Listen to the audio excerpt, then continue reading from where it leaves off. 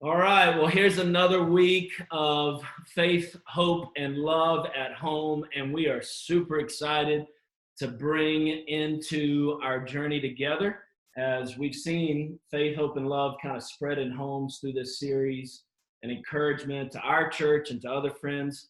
Our great friends, Drew and Brittany Brees. Thank you guys so much for joining us today.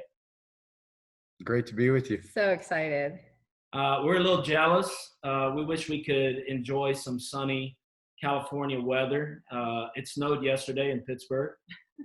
So just pray for us when you're enjoying that time in the sun. But we miss you guys. I know we're all kind of going through this season for the first time, but we're super excited to introduce you to our network of friends and to just have a conversation that we hope will encourage a lot of people who are kind of navigating in this season like everybody else. We truly believe, when you abide in Jesus, three things abide: faith, hope, and love. And so we want to talk real talk. We don't have to get super deep here. We want to talk real talk. So let's kick it off. I know Annabeth wants to find the real story of our first question here. So yeah, Brittany, you tell us in your own words how you guys met. Yeah, I don't want to hear Drew. I want to hear you. Rick, you just told me I couldn't swear on camera. I can be super appropriate. I got all these warnings, and then you asked me that kind of question. I've been put on notice. It's actually an awesome story. We met in college. I'm going to give the Cliff's Notes. But we met in college at Purdue, and we actually met, and the day, we can't decide whether it was the day of Drew's 19th birthday or the day after. Either way, it was one of those snowy, freezing, cold days at Purdue, and we had gone to this party. My friend and I, my roommate and I, had gone to this party, and it was where some of the football players lived, and lo and behold, the football players were wrestling and fighting and rolling around in the snow like little puppy dogs. It was in an apartment complex, and there was, I'm telling you, like 10 feet of snow, like pushed to the side, and we were all just acting like idiots. Yeah. But I remember seeing Brittany walk across the parking lot, and I literally said to my two best friends, "I'm going to marry that girl." Love it. Awesome. Before I'd ever met her. He was frozen from the neck down at the time. But and you were older than him, right? So you were ahead of him. He was. Yes, I was 21. I just turned 21, and he had just turned 19. Okay. So I think he just needed a sober driver, honestly, for a while. I'm not sure if it was love at first sight. It was before Uber was around, so. Yeah. All I know, I looked at my best friends. I told them I was going to marry this girl, and I kind of nudged them. I was like, "Hey, watch this," And so I went over to try to talk to her, and I just remember I made the biggest fool of myself to her, to the point where I was like, "I have no shot with her. She will never want to talk to me again." And it was funny because I had never seen her before until that moment. That's true. And for the whole second semester, I saw her like everywhere I went. Like walking to class and there she is, or going to lunch, there she is. And I was so embarrassed because I wanted to go and talk to her and try to redeem myself and let her know that I was at least a decent guy, and to kind of forget about that first impression. But it took me 6 months to work up the courage to do that, and then finally I kind of worked up the nerve to go talk to her again, and she gave me a chance. The rest is history, huh? The rest is history. Yeah. So, three boys, one girl later. That's one of the things that we get to share with you guys. We're kind of in the same world of as my dad calls them, 3 pet gorillas and then a princess, right? And so, man, we're kind of in this season. I've got to share a story. I don't know if I've told you this, Brittany, but that kind of inaugural first play FNA season, Play Football in America. It's kind of kicked off all over. We had the privilege of Drew let me be an assistant coach. It was a great honor. I didn't offer much to the team, but I was an assistant coach on our boys team. So our middle kind of kids, super competitive. My twin boys, they're in it. My oldest son, Bolt, it was so awesome to see Drew inspire him and help him fall in love with football. The very end of the season, if you'll remember, both teams went to the championship. Both teams went to the championship. The twins and Bowen, Callan, they won their game, championship. Mhm. Balin and Bolt, they lose their championship. All the kids are crying. I mean, all of them are crying, including Bolt. And I'll never forget, Drew gets down on his knee, and he gives Bolt the kind of pep talk that I'm telling you, I'm sitting here saying, Bolt's probably going to be the next president of the United States. This is this powerful of a pep talk. Bolt's crying, and I know Bolt. I know, Drew, you were like, man, Bolt cares about football. This is awesome, so I'm going to step in this moment. Totally. I leave. Annabeth comes over, and she goes, you know why Bolt's crying, don't you? And I said, why? She said, because they ran out of goodie bags. He never got a goodie bag. Everybody else got a goodie bag. He didn't get his Capri Sun and Rice Krispie treat. Yeah. He got no Rice Krispie treats. Drew thought he was crying because he lost the championship. Hey, so we love our families. We've had some fun trick-or-treating together and stuff. Man, what have been some fun? I know me and my boys have camped out. Like, what have just been some fun ways, some creative ways, and even some cool things like I've seen the last couple of days with Balin wanting to get active, to raise money and do creative things. Like, just what are some of your favorite highlights of this season right now?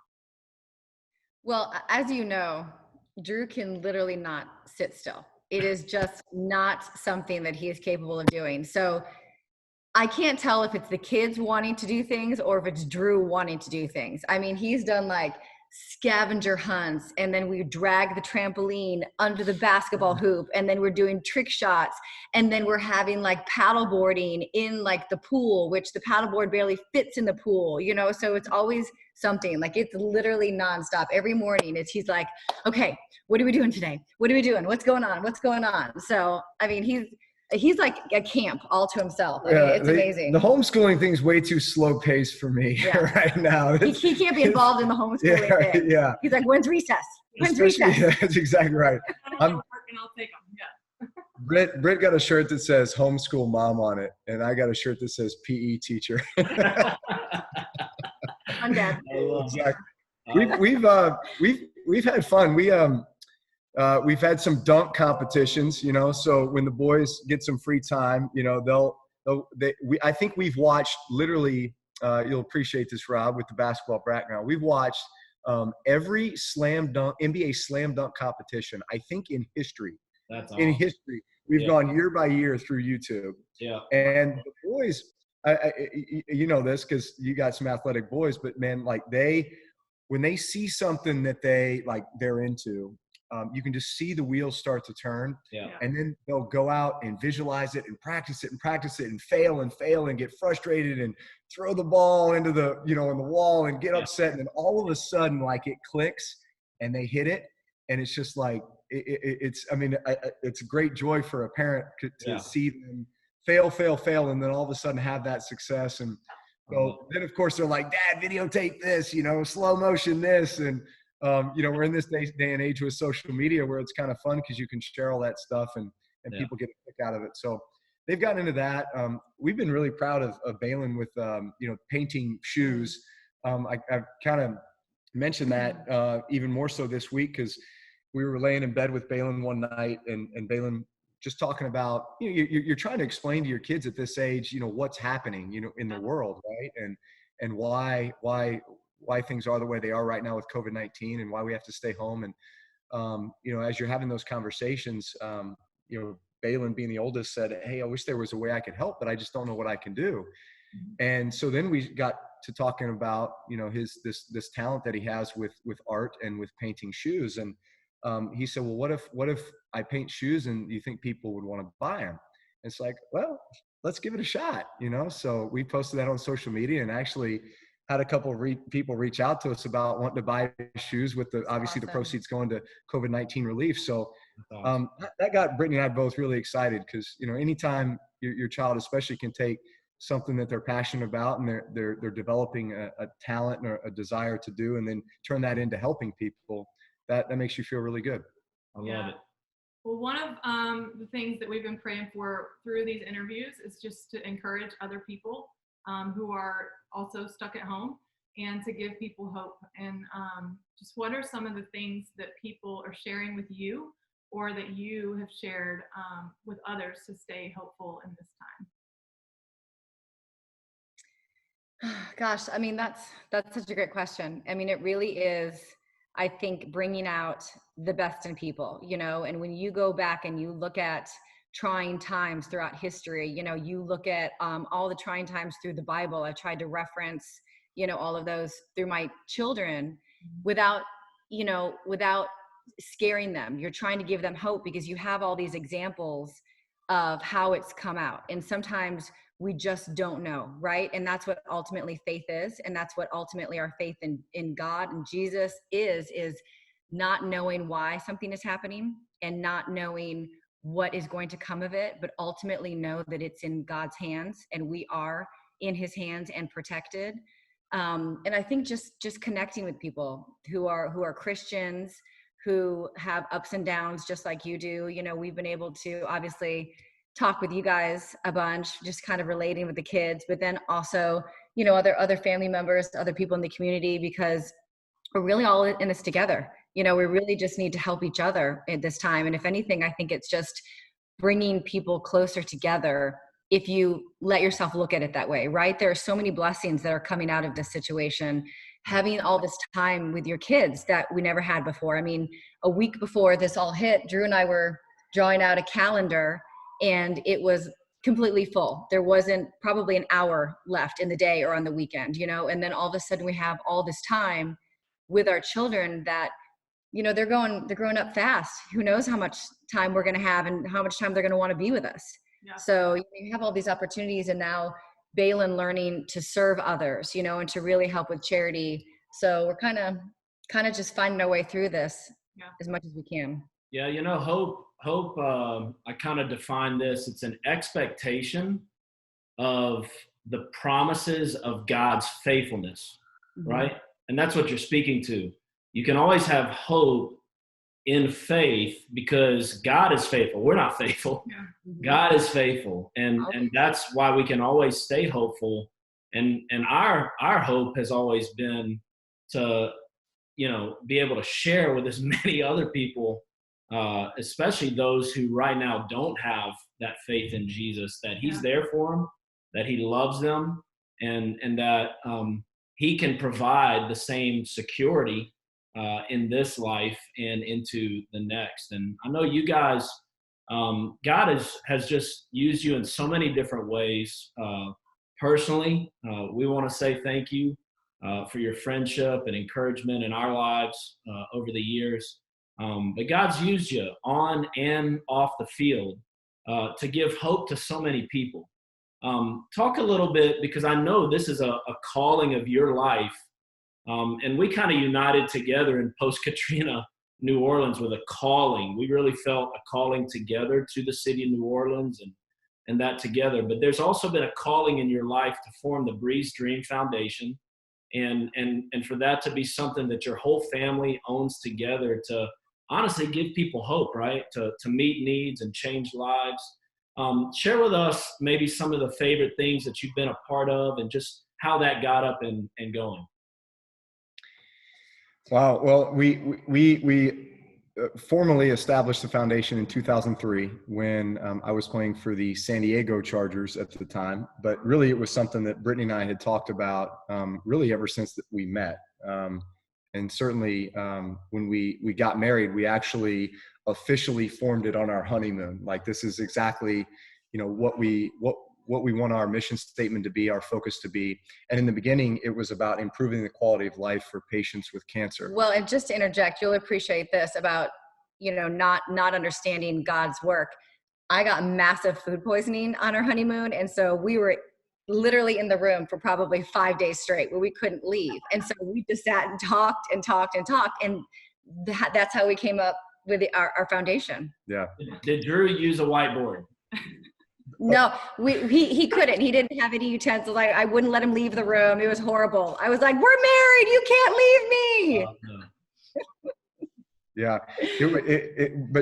But from there, we're looking at 17 years now. We've had the foundation in existence, and we expanded the mission once we signed with the Saints in 2006. This was 6 months post Katrina, and obviously there was so much need in New Orleans at the time with the rebuilding efforts. So we really tried to throw ourselves into that, and so we broadened the scope of the foundation to include rebuilding, schools, parks, playgrounds, athletic fields, childcare programs, and really just still focusing very much on children and families, though. And we've had some, obviously, to watch New Orleans grow the way that it has and come back the way that it has over the last 17 years, or I guess 14 years now, has just been, it's been a tremendous journey, but truly a calling. We've talked about this many times, Rob and Annabeth.